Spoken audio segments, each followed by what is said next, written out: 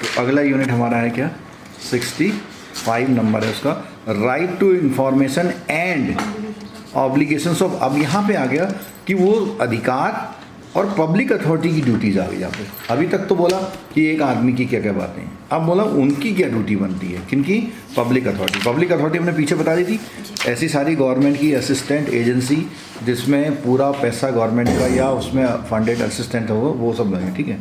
तो obligation and of public authority क्या बोलता है, PIO कौन है, पब्लिक अथॉरिटी है, are officers designated by the public authorities in all administrative unit or office under it to provide क्या, इनका बेसिक ऑब्लिगेशन है किसको, सिटीजन्स को है, विदेशी नहीं मांग सकता। That request for information under act any officer whose assistant has been served by the PIO for the proper discharge of the duties shall render all assist. अब क्या बोला, एक तो उसने बोला सूचना देगा, दूसरा ये भी बोल रहा है कि उस सूचना लेने के लिए वो किसी को क्या कर सकता है, ऑथराइज कर सकता है कि भैया ये सूचना तुम दोगे करके। मतलब चिट्ठी लिखेगा कि कल से तुम ये PIO का काम देखोगे। तो बेसिकली क्या होता है, जब ब्रांच में छुट्टी जाता है तो क्या करता है, असिस्टेंट को कर देता है, ठीक है। चलो अब क्या है, प्रोसीजर फॉर ऑब्टेनिंग इन्फॉर्म। अब देखो बात आ गई, बिल्कुल प्योरली बात आ गई। अब हम आ गए वर्किंग पे आ गए, ये एक्ट कैसे वर्क करता है। PIO shall deal with the request from person seeking information, जो चाह रहा है, and where the request can not be made in writing. देखना सुनना, एक तो चाह रहा है, where the request can not be made in writing to render reasonable assistant to the person. समझ में आई बात, एक अनपढ़ आदमी आ गया ऑफिस में कि साहब मुझे ये सूचना चाहिए कि हमारे गांव में कितने लोगों को जनधन का फ़ायदा मिला या जनधन के अकाउंट कितने हैं बताओ, तो उसे लिखने नहीं आती। तो ये PIO का यानी पब्लिक अथॉरिटी की रिस्पॉन्सिबिलिटी है कि वो उसकी एप्लीकेशन खुद बनाएगा। समझ में आई बात, ऐसे नहीं कह देगा भैया लिख के लाओ, जैसे बैंक में कहता है एप्लीकेशन लिख के लाओ पहले फिर देखेंगे। हाँ, जो ऑफिसर होता है उसको PIO बोलते हैं ना, PIO, हाँ, पब्लिक अथॉरिटी। पब्लिक अथॉरिटी तो सारी हैं, हर सरकारी अधिकारी पब्लिक अथॉरिटी है, लेकिन उन पब्लिक अथॉरिटी में से एक PIO बन जाता है। FIR भी पुलिस वाला खुद लिखनी मतलब लिख सकता है ना, पुलिस वाला खुद भी कि मतलब जो FIR तो पुलिस वाले ही लिखता है, नहीं उसकी एप्लीकेशन ये कह नहीं सकता मैं, उसमें सेल होगी असिस्टेंट सेल, उसको कहेंगे वहाँ जाओ अपनी शिकायत वहाँ बताओ, वो लिखेंगे, ठीक है। वहाँ पुलिस का ही मान लिख सकता है, ठीक है। चलो आगे देखो, चलो हाँ, if the information requested for held by, देखना इसको सुनना, और it's subject matter closely concern with the function of another. मान लिया मैंने रोडवेज में चिट्ठी डाली कि रेलवे में कितने माल का ढुलान हुआ बताओ, तो रोडवेज वाला क्या करेगा, उसे शिफ्ट कर देगा उधर। हाँ, ये मना नहीं करेगा। हाँ। एक एप्लीकेशन वापस नहीं जाएगी, उस रोडवेज वाले को वो चिट्ठी रेलवे में भेजनी पड़ेगी, और विद इन 5 डे क्वेश्चन आता है खूब। क्या sir, in the information requested, अच्छा मतलब हमने किसी और डिपार्टमेंट को किसी और डिपार्टमेंट गलती से भेज दिया, हमें पता नहीं था, तो हम आगे तो वो खुद ही उसको क्या करेगा, आगे बढ़ा देगा, ठीक है। अच्छा, PIO में seek the assistance of any office other officer, और वो क्या करेगा, उसको किसी सी हेल्प से उसको पूरा करेगा, ठीक है। PIO on receipt of the application with in 30 days, ठीक है। यानी सूचना जो है जिस दिन उसको चिट्ठी मिलेगी उसके 30 दिनों के अंदर उसको जो है सूचना वो करानी होगी, ठीक है। एक मिनट सर, आपने क्या बोला कि अगर किसी और डिपार्टमेंट में चले गई तो विद इन 5 डेज उसको अपने डिपार्टमेंट से दूसरे डिपार्टमेंट से उस कस्टमर को नहीं भेजना है, उसको वापस नहीं, वो ये नहीं कहेगा कि हमारा काम नहीं है, ठीक है जी। अब आगे देखो, अब बोलता आगे, और 30 दिन के अंदर उस RTI का जवाब देना होता है। बिल्कुल बिल्कुल 30 दिन के अंदर क्या करना पड़ेगा, उसका RTI का जवाब देना। जवाब का मतलब है इन्फॉर्मेशन देनी पड़ेगी, either provide to information of the on payment और सक्ती। अब वो इन्फॉर्मेशन फ्री में भी हो सकती है और पैसों में। अगर वो बहुत ज़्यादा इन्फॉर्मेशन मांग रहा है, 1 पेज की मांगी तो आमतौर पे कहते हैं चलो दे दो, ज़्यादा पेज की वाले 100 पेज का कॉपी मांग रहा है तो क्या करेगा, PIO उसका पैसा बना के बताएगा भाई इतना पैसा आप क्या करो दे दो, ठीक है। आगे बोलता है मे बी प्रेस्क्राइब और reject the request for any of the reasons specified, इतना इतना, ठीक है। या तो रिजेक्ट भी कर सकता है कि भैया ये बहुत पर्सनल कॉन्फिडेंस की ऐसी है वैसी, इसलिए नहीं दे रहे, ठीक। सपोज वो जो PIO है वो इन्फॉर्मेशन 30 दिन के अंदर कलेक्ट नहीं कर पा रहा है। बस आगे बताऊँ, ठीक है। वेयर द इन्फॉर्मेशन में आएगा, सब आ जाएगा, ठीक है। Where the information requested concern life और लिबर्टी। अब देखो खास बात आ गई यहाँ पे, कोई ऐसी इन्फॉर्मेशन मांग रहा है तो उसके लिए 30 दिन इंतजार करना ज़रूरी नहीं है, या उससे 30 दिन इंतजार करने में बहुत दिक्कत हो जाएगी। जैसे आप गए किसी सरकारी हॉस्पिटल में इलाज कराने, आप एडमिट हो गए, वहाँ किसी पर्टिकुलर टाइप की ऑपरेशन होनी है और आप वहाँ उससे CMO से पूछ रहे हैं कि सब यहाँ पे ये फैसिलिटी अवेलेबल है या नहीं है। अब चिट्ठी आपने दे दी, कोई बता ही नहीं रहा, ये 1 महीने में दे देंगे और वो चाहिए 24 घंटे के अंदर, तो उसके लिए एक अलग समय है 48 आवर। वैसे 1 महीना है, लेकिन ऐसी इमरजेंसी में लाइफ और लिबर्टी कि लाइफ मतलब ज़िंदगी मौत का सवाल है, और लिबर्टी का मतलब कहीं जेल में बंद है उसे छुटवाने का मामला आ रहा है, तो ऐसी ज़रूरत, ठीक है। अब क्या डिस्पोजल ऑफ रिक्वेस्ट कैसे करेगा? तो सबसे पहली बात है कि जैसे ही वो रिक्वेस्ट आएगी तो उसे कहता है वेयर ई रिक्वेस्ट हैज़ बीन रिजेक्टेड। अगर उसने रिजेक्ट करी है तो क्या रीजन देगा उसका, और the period with in an appeal against the register may be preferred, और वो समय देगा कि आप इसके अगेंस्ट में कितने दिनों के अंदर अपील कर सकते हैं, और उस अपील अथॉरिटी का पता देगा पूरा। 3 बातें आ गई, ठीक है। अच्छा, PIO shall provide the information in which it sought unless it would disproportionately divert। इसको मत समझना कि वो जैसी सूचना मांगी जाएगी वैसी देगा, जब तक कि उसे ऐसा करने से उसके सारे काम में हलचल ना मच जाए। पता लगा, आपने मांग लिया पिछले 5 सालों में जितने ब्रांच मैनेजर आए वो कितने दिन फील्ड विजिट में थे, उनकी लिस्ट दो। अब उसमें क्या होएगा कि उसे पूरे रजिस्टर ढूंढने पड़ेंगे, पता लगा कि 2 महीने यही काम करना पड़ेगा, तो वो यही डिसीजन लिखता है कि it would disproportionately divert the duties of the PIO, therefore we cannot provide this। या वो कहेगा it will take a 2 month, it will be provided after 2 months। वो अपने हेड ऑफिस में लिखेगा भैया एक आदमी भेजो जो सूचनाएं बनाए, तब हमने बात समझ में आ गई, नहीं आ गई? चलो अगला देखो, इन फॉलोइंग पर्टिकुलर्स। अब बोलता क्या है, दैट ओनली, क्या बोलता हाँ, that only part of the record requested after severance of the record containing information which is exempt from the data। कहने का मतलब है कि कभी कभी क्या होता है, पूरी इन्फॉर्मेशन में से कुछ चीज़ नहीं दी जा सकती, कुछ दी जा सकती, कुछ कॉन्फिडेंशियल, तो उसको हाईलाइट कर देगा। जब वो सूचना प्रोवाइड करेगा उतना चीज़ काट के या फोटोस्टेट में काला करके देगा, ठीक है। हाँ, सूचना जो देगा, अगर मतलब पूरे पेज में आधी सूचना तो जनरल है और आधी कॉन्फिडेंशियल है, अच्छा, तो कॉन्फिडेंशियल वाले को वो काट के या नहीं करेगा, मतलब डिस्क्लोज नहीं करेगा। बात समझ में आ गई? अच्छा, द रीजन लिखेगा फॉर क्या बोला, decision including any finding on any material question on fact, वो सब बता देगा उसके बारे में। अगला, the name of the designated person of the giving the decision, क्या बोला, नेम और डेजिग्नेशन, अपना नेम और डेजिग्नेशन भी देगा। समझ में आई कि मेरा नाम क्या है और मेरा डेजिग्नेशन क्या है। अगला क्या है, और जितनी फीस कैलकुलेटेड की उसकी डिटेल देगा। अगला ये वाला, his or her right with respect to review the decision regarding non disclosure of part of the information, the amount of fee charge or the form of access provided, वो सारी चीज़ों का क्या है उसके बाद राइट है, किसके बाद, PIO के पास। अगला, अच्छा, PIO का अगर राइट गलत है तो आप उसके लिए अपील कर सकते हैं। आगे, in information sort has been supplied by the third party और treated as the confidential by the third party, the PIO shall give the written notice to the third party with। अब देखो ये बात समझना, ये सब पब्लिक इंफॉर्मेशन ऑफिसर्स की के लिए ड्यूटीज हो रहा है ना? बिल्कुल बिल्कुल। अच्छा, फिर वो फर्दर प्रोवाइड कराएंगे इंफॉर्मेशन, वही मतलब एक तरह से वही कराता है, वो अपने अंदर स्टाफ रखता है, डिपार्टमेंट रखता है, जो भी होता है, ठीक है, ठीक है। अब इसमें देखो, उसने बोला है कि अगर मान लिया थर्ड पार्टी इन्फॉर्मेशन, उसने पूछ लिया भैया कि पड़ोसी की वाइफ का नाम चाहिए, तो वो एक काम कर सकता है, वो उसको चिट्ठी लिखेगा, भाई एक RTI आई है हमारे पास, वो आपकी वाइफ का नाम पूछ रहा है, हम बता दें। 5 दिनों के अंदर पूछेगा,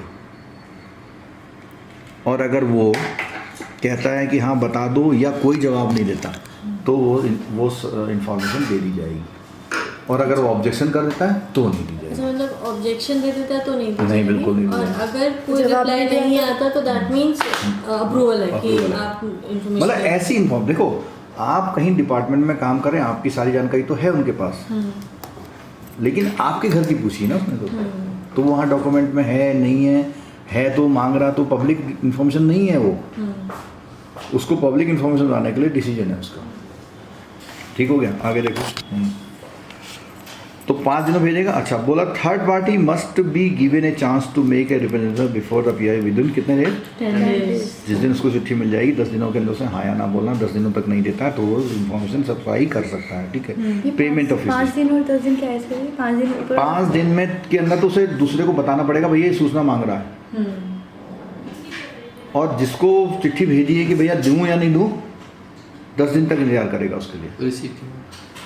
रिसीविंग हाँ, वो receiving receipt of the such notice लिखा हुआ ना। ठीक है, अगला पेमेंट ऑफ फीस के लिए क्या है भैया? 10 रुपये। कितनी है? 10 rupees। 10 रुपये फीस है, प्लस क्या है, जितनी 10 के अलावा क्या है, 10 रुपये के अलावा जितना उसका एक्चुअल खर्चा होगा वो अलग से मांगेगा बैंक। ठीक है, 10 रुपये प्लस एक्चुअल expense। मतलब शुरू में तो 10 रुपये ही जाएगी, लेकिन बाद में वो कह सकता है भैया कि हम ये सूचना आपको देने को तैयार हैं, इसमें 225 रुपये फोटोस्टेट के दे दीजिए आप, जो भी खर्चा लगेगा। ठीक है, उसके रेट हैं भी नीचे आएंगे। ठीक है, डिस्पोजल ऑफ रिक्वेस्ट क्या बोलता है? डिस्पोजल कैसे होगा? जैसे रिक्वेस्ट आ गई तो उसने बोलता है कि अगर वो अदर पब्लिक अथॉरिटी के, सेकंड लाइन में देखो अनदर पब्लिक अथॉरिटी लिखा हुआ है, तो विद इन 5 डेज, हमने पहले पढ़ लिया पहले में। अच्छा, नीचे लिखा है if the application relate to the public authority receiving the notification shall be provided expressly to the public with in क्या है, और भैया 30 दिनों में देनी पड़ेगी। ठीक है, लाइफ और लिबर्टी कितनी है? 48 आवर्स। अच्छा, अब देखो नीचे आ गए चार्जेस, आ गए ABCD। चार्जेस में पहला है A4 या A3 साइज का अगर फोटो स्टेट होगा तो ₹2 है, ₹2 पर पेज। फोटोकॉपी में। हाँ, एक्चुअल चार्ज अगर वो कहता है भैया मेरे को वो बहुत बड़ा नक्शा है उसकी कॉपी करा के दे दो, तो उसमें जो खर्चा है डिपेंडिंग ऑन द खर्चा जितना आएगा। Actual cost of the price. अच्छा, कोई सैंपल या मॉडल मांग रहे हैं, पर लगा कि आपने 10 ट्रैक्टर बनाए, तो वो कह रहा है भैया 1 ट्रैक्टर का मुझे सैंपल चाहिए, मैं इसको चेक करूँगा कैसा बनाया आपने, तो उस ट्रैक्टर की कॉस्ट देनी पड़ेगी। ले जाओ सैंपल, चेक कर लो। ठीक है, अगला फॉर इंस्पेक्शन ऑफ रिकॉर्ड। अब ये सुना, ये क्वेश्चन है पक्का कि पहले घंटे के लिए कोई फीस नहीं, और हर 15 मिनट के लिए 5 रुपये। मान ली 2 घंटे बैठोगे तो कितने रुपए देने पड़ेंगे? पहले घंटे के लिए तो कोई फीस नहीं है। हाँ, और हर 15 मिनट के 20 रुपये देने पड़ेंगे, 5 को 20 रुपये। तो इंस्पेक्शन अगर हम जैसे कहीं पे गए इंस्पेक्शन करने के लिए है कोई ऐसा, है? जैसे हम गए कहीं गए वो डोमिनोज पिज़्ज़ा लेकर आता है, वो छुपा तो रहता है, हमने वहाँ पे बैठे 15 मिनट, जब तक इतना हाँ, टाइम 1 घंटा बैठ गए। 1 घंटे में कोई खर्चा नहीं देना है। जैसे ही हम 1 घंटे के बाद 15 मिनट बैठेंगे, 1 घंटे बाद जैसे टाइम होगा तो 5 रुपये जमा कराना। ये सब क्या हम लोग खुद वो कर सकते हैं। स्विच वाली टाइम घड़ी लेके जाएंगे, हमें जैसे नहीं हो रहा है ना, हैं? ये वाला काम हो रहा है, ये पेपर मतलब पेपर वर्क में हो रहा है ना, किसी ने RTR डाली तो हाँ। बंदा वहाँ थोड़ा बैठा रहेगा। देखो, सूचना आपको जो 30 डे में देनी है, 30 डे में वो समय एक्सक्लूड हो जाएगा जितना लेट आप पेमेंट करने में करेंगे। मान लिया आपने कहीं एप्लीकेशन लगाई तो उन्होंने कहा जी 525 रुपये का ड्राफ्ट भेजिए अगर आपको सूचना चाहिए तो, और आपने उसे भेजने में 10 दिन लगा दिए, तो 10 दिन और बढ़ा लो आगे उस 30 दिन में। समझे? ठीक है, चलो आगे जाओ। अब क्या बोलता है थर्ड पार्टी इन्फॉर्मेशन? क्या बोलता है? थर्ड पार्टी इन्फॉर्मेशन में क्या है, विद इन 5 डेज आपको क्या देना पड़ेगा, एक नोटिस देना पड़ेगा, कहेगा कि भैया ये डिस्क्लोज करें या ना करें। क्या बोला है? तो such third party that he intends to disclose the information. समझ में बात? 4th 5वीं लाइन में देखो, मिला? हाँ। अच्छा, और अगर वो थर्ड पार्टी अपनी बात को रिटन और ओरली कह सकती है, लेकिन विद इन कितने डेज? 10 डेज। अगर 10 डेज में वो ऑब्जेक्शन नहीं करती तो आप उसको दे सकते हैं। ठीक है, except in case of the trade or commercial secret protected by the law. Disclosure of third party information may be allowed if the public interest is in disclosure. अब कुछ ऐसी चीज़ें हैं कि है तो थर्ड पार्टी की, लेकिन वो पब्लिक इंटरेस्ट में बतानी ज़रूरी है, तो उसके लिए ये वाली बात ऊपर वाली लागू नहीं होगी। In importance any possible harm introduce to the interest of such third party. ठीक है, अगला देखो, the notice given to third party must state that the third party is entitled to prefer an appeal against the decision to disclose the information. चलो अब rejection of the request कई हुई क्या होता है कि कुछ ऐसी इन्फॉर्मेशन आप मांग रहे हैं तो रिक्वेस्ट कर सकता है, जैसे साफ साफ बोला हुआ may be rejected they are such a request providing access would involve क्या है infringement of the copyright subsisting a person other than the state. कुछ ऐसी चीज़ें हैं जो कॉपीराइट का वो लॉ का उल्लंघन कर रही है तो उसके लिए रिजेक्शन हो सकता है। ठीक है, इन्फॉर्मेशन एग्जेम्प्ट फ्रॉम कौन कौन से, जब देखो ये बहुत सारी इंपॉर्टेंट बात आ गई कि कुछ इन्फॉर्मेशन ऐसी होती हैं जिस पर क्या नहीं हो सकता है, डिस्क्लोज नहीं कर सकते, डिस्क्लोज नहीं करेंगे, उसमें गवर्नमेंट को या पब्लिक अथॉरिटी को एग्जेम्पशन है। पहली वर्ड बोली उसने जो हमारी अखंडता और इंटीग्रिटी है ना, जी संप्रभुत्ता और अखंडता पे इफेक्ट डाले वो। दूसरा क्या है, किसी लॉ में कुछ बताना मना किया गया हो, जैसे कोई सीबीआई वगैरह की इंफॉर्मेशन है। ठीक है, अगला क्या है, disclosure on which would cause A breach of privilege, parliament की बात आती है जब, और स्टेट लेजिस्लेचर कुछ उनकी प्रिविलेज है कि वो नहीं बतानी तो नहीं बतानी। दूसरा क्या है, कॉमर्शियल कॉन्फिडेंस, पहले ही पढ़ चुके हैं हम लोग। अगला क्या है, क्या बोलता है कि information available to a person in his fiduciary, fiduciary माने क्या होता है, दिखावटी, फिड्यूसरी रिलेशनशिप। अगला क्या है, information received the confidence of foreign government, कोई फॉरेन गवर्नमेंट से लेटेस्ट मान दूतावास की कोई खबर है, वो मांग रहा है कि भैया यहाँ रात को कितने गार्ड रहते हैं। ठीक है, अगला the disclosure on which the would endanger to life of the physical, किसी वो सूचना देने से दूसरे को नुकसान हो सकता है, कोई लाइफ में दिक्कत है। ठीक है, information which would impede the process of the, और अगर कोई ऐसी सूचना मांग रहा है कि उससे उसकी जो जांच चल रही उसमें इफेक्ट आ जाएगा तो कहेंगे भैया अभी जांच चली, अभी नहीं दे सकते हम इंफॉर्मेशन। ठीक है, कैबिनेट पेपर इंक्लूडिंग रिकॉर्डर और डेलिब्रेटर काउंसिल, जो मिनिस्टरों के कागज होते हैं, जैसे कोई बिल चल रहा है, उसने कहा जी कल जो बिल आएगा उसमें आपके ऑब्जेक्शन क्या ज़रा दिखाओ, तो जब तक वो पब्लिक इन्फॉर्मेशन नहीं बनेगी तब तक नहीं ले सकते थे। ठीक है, बात समझोगी। अच्छा, ये सारी बात आ गई। एक और है, in respect of the item A C I, कौन कौन से, ए सी और आई, इनके लिए बोलता है the information related to any event which occurred or happened 20 year before the date on which the request is made shall be provided to the personal, तो यानी 20 साल से पुरानी अगर होंगी तो भी इन केसेस में वो दी जा सकती है। नहीं, 20 साल से पुराना दे सकते हैं, पुराना, हाँ 20 साल से पुराना, क्योंकि 20 साल से पुराना है तो अब क्या इफेक्ट हाँ, डालेगा आज की तारीख में, एक उन्होंने टाइम मान लिया। ठीक है, अपील की बात आ गई। 1 मिनट बंद। चलो अब आपका क्या आता है, अपील। तो अपील, अभी हमने सबसे ऊपर ये बात देखी थी कि अगर आपको 30 दिनों के अंदर कोई जवाब नहीं मिला तो भी आप ये मान लें कि मेरी एप्लीकेशन रिजेक्ट हो गई है। अगर चिट्ठी मिल गई रिजेक्ट हो गई तो अलग बात है, नहीं भी मिला तो भी क्या मानेंगे, रिजेक्ट। तो अब आप क्या करेंगे, तो अब आपको क्या करनी पड़ेगी, अपनी एक अपील। अपील करने में क्या है, 2 प्रोसेस हैं, एक होती है फर्स्ट अपील और एक होती है सेकंड अपील। एक क्या है, एक क्या होती है, फर्स्ट अपील होती है और एक होती है second appeal. First appeal department में होती है और सेकंड अपील होती है कमीशन में। कमीशन से मतलब चाहे वो स्टेट कमीशन हो चाहे वो सेंट्रल कमीशन हो, वो 2 बताए थे ना हमने जी। और दोनों जो अपील करी जाएंगी उसमें क्या है, वो पता कहाँ से मिलेंगे आपको। पहली बात तो ये जिसने रिजेक्ट करी होगी वो बता देगा, नहीं होगा तो आपको ढूंढ ढांढ के वो करनी पड़ेगी। ठीक है, उसको आप अपील करें। क्या बोलता है देखो, the central information commission also the state information where ever it has been empowered to receive the inquire into the complaint. अब इसमें क्या है, अपीलों के अलावा एक शब्द और आ गया, कंप्लेंट।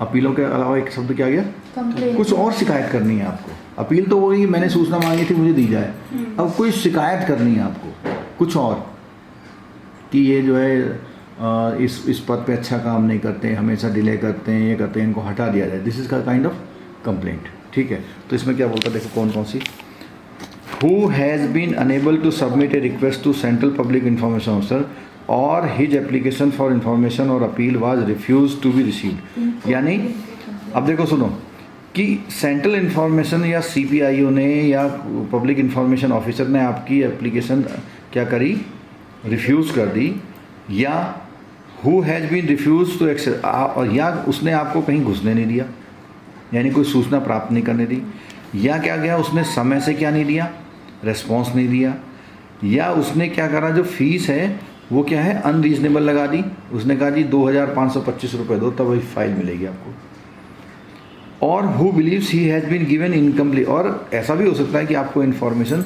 इनकम्प्लीट, मिसलीडिंग या झूठी मिलेगी in respect to any other matter under this. तो और ये सारे कारण ऐसे बनते हैं जिनमें आप क्या कर सकते हैं, अपील कर सकते हैं। ये सारे कारण कैसे बनते हैं जिसमें आप अपील कर सकते हैं कि भैया मुझे इन कारणों से अब अपील करनी है। तो any person who does not receive decision with in the time, कब उसे नॉर्मली 30 डे में समय नहीं मिला तो जा सकता है, ठीक है, या वो CPIO के डिसीजन से संतुष्ट नहीं है। में क्या लिखा हुआ है, में with in 30 days from the expiry of such period from the receipt decision. तो क्या हुआ, तो भैया इस आदमी के पास जाने के लिए प्लस 30 दिन चाहिए, यानी जो PIO ने सूचना देनी थी, PIO ने जो सूचना देनी थी उसके लिए आपने कितने दिन का वेट किया, 30 दिन का। अब 31वें दिन से आपको राइट है कि आप अपील जा सकते हैं, लेकिन वो 31वें दिन से 30 दिन का समय है। कब है, 31वें दिन से 30 दिन। अब इसमें उसके ऊपर वाले रैंक के ऑफिसर के पास जाएगा ना। हाँ, अपीलेट अथॉरिटी बोलते हैं, क्या बोलते हैं इसको, अपीलेट अथॉरिटी। हाँ, और पहले इसको बोलते हैं फर्स्ट अपीलेट अथॉरिटी, क्या बोलते हैं, अभी मैंने बताया था ना फर्स्ट अपीलेट अथॉरिटी, जो कि कहाँ होता है, उसी डिपार्टमेंट में। अभी 30 दिन और 30 दिन का भैया समझ लेना एक बार। 60 दिन हो गया ना। नहीं ऐसे 30 नहीं। दिन। अच्छा, मान लिया आपने कहीं से सूचना मांगी, उसने 7 दिन में आपको जवाब दिया जिससे आप संतुष्ट नहीं हैं, तो कितने दिन होगा, आपको जवाब मिल गया ना, हाँ। वहाँ से 30 दिन होगा, इसलिए 60 दिन नहीं है इसका आंसर। 30 दिन तक आपको इंतजार करना है। अगर नहीं दी तो 30 दिन बाद जाएंगे, लेकिन 30 दिनों के अंदर जाएंगे, यानी 60 दिन। अगर बीच में कोई जवाब आ गया तो 30 ही दिन मिलेंगे फिर। अच्छा, समझ आई, रिप्लाई आने के 30 दिन बाद या वो 30 दिन एक्सपायर होने के बाद 30 दिन, ठीक। दोनों से, ठीक हो गया। अच्छा, अगला क्या है,